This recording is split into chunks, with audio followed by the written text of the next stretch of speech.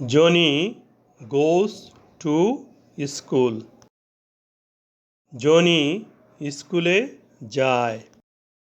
এ বাক্যে গোস principal verb. গোস ভার্বের ফর্মগুলো দেখে নেই।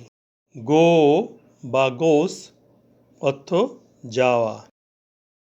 প্রেজেন্ট টেন্স বা verb one. Went past tense বা ভার্ব টু। গন পাস্ট পার্টিসিপল বা ভার্ব থ্রি। ভার্বটিকে মিল করে দেখি।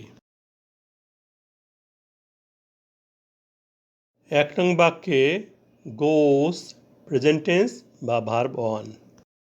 প্রেজেন্ট টেন্স বা ভার্ব ওয়ান হলে সেন্টেন্সটি প্রেজেন্ট ইনডেফিনিট টেন্স হবে।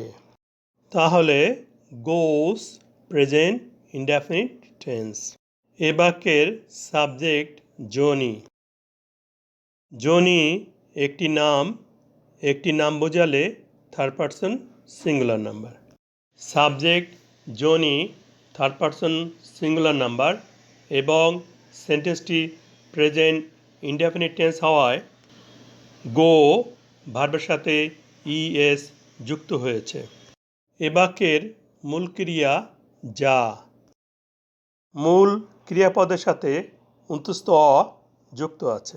বাংলা ক্রিয়াপদের সাথে অন্তস্থ অ যুক্ত থাকলে বাক্যটি প্রেজেন্ট ইনডেফিনিট টেন্স হবে। বর্তমানে হয় বা অভ্যাসগত সত্য বা চিরসত্য এমন কাজ বোঝালে প্রেজেন্ট ইনডেফিনিট টেন্স হয়। Johnny went to school. Johnny স্কুলে গিয়েছিল বা গিয়েছিল। এখানে ওয়েন্ট প্রিন্সিপাল ভার্ব। ভার্বটিকে মিল করে দেখি। এ বাক্যের ওয়েন্ট পাস্ট টেন্স বা ভার্ব টু। পাস্ট টেন্স বা ভার্ব টু হলে সেন্টেন্সটি পাস্ট ইনডেফিনিট টেন্স হবে। তাহলে ওয়েন্ট পাস্ট ইনডেফিনিট টেন্স। 2 নং বাক্যে মূল ক্রিয়া গিয়ে। সাধু ভাষায় মূল ক্রিয়াপদের সাথে ইয়া ছিল যুক্ত থাকলে বাক্যটি পাস্ট ইনডেফিনিট টেন্স হবে। বা চলিত ভাষায় মূল ক্রিয়াপদের সাথে এ ছিল যুক্ত থাকলে বাক্যটি পাস্ট ইনডেফিনিট টেন্স হবে।